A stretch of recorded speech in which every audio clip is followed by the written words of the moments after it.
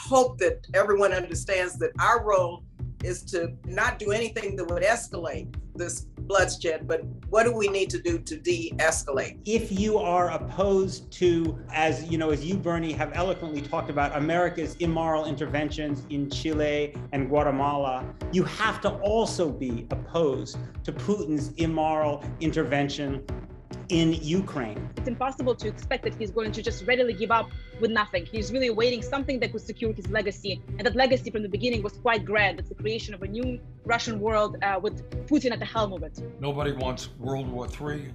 All of us are horrified by the barbarity of what the Russians are doing, just leveling cities, killing civilians.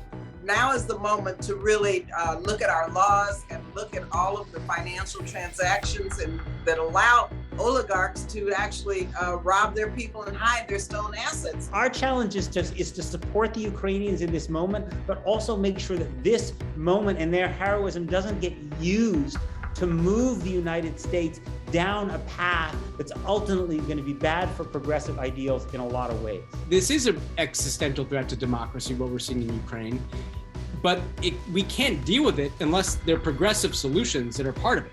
And what Peter said is if this becomes a Cold War and it's just something that the hawks and others can fight, they're actually going to get it wrong too.